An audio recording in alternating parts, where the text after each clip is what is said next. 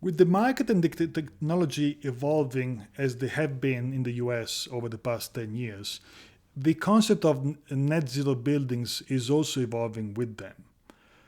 This is probably the first common definition of what a net zero building is. It was published about 8 years ago in 2015 by the DOE, Department of Energy, and it was trying to give a common definition of what a net zero building is, with PV systems becoming more popular and more accessible, so that there are a lot of claims on the market about buildings being net zero or zero net energy or whatever. So this document kind of was trying to provide a common definition so that different municipalities could adopt that as part of their own processes.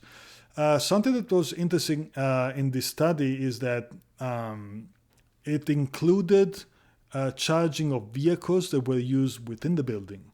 It did not include charging of vehicles used for transportation outside of the building or off-site. Like your Tesla or your Leaf would not be considered part of the building energy balance according to this standard. Because in 2015, there was not that many electric vehicles in the first place. Now, more recently, ASHRAE has published a couple of standards. One of this is Standard 105 that was published in 2021, and it defines the boundaries, what has to be included in the building energy performance calculation and what is not. And something that is included is electric vehicle charging is now considered part of the net zero building balance. So if you want to have a net zero building, or actually zero net, how they define it in the standard, the charging needs to be accounted for.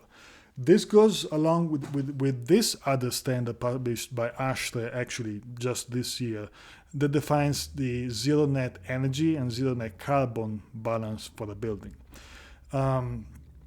So this is where the vehicles become part of the energy balance, because if you look 5 to 10 years from today, EVs are going to be much more widely adopted, and so we need to start accounting for their energy consumption when we design for buildings. We're going to see over the next few videos how important it is, both for the building energy balance and for the overall infrastructure. And that is one more reason why we should be investing in passive efficiency strategies for buildings, because buildings have that option to reduce energy demand by a far greater extent than electric vehicles do.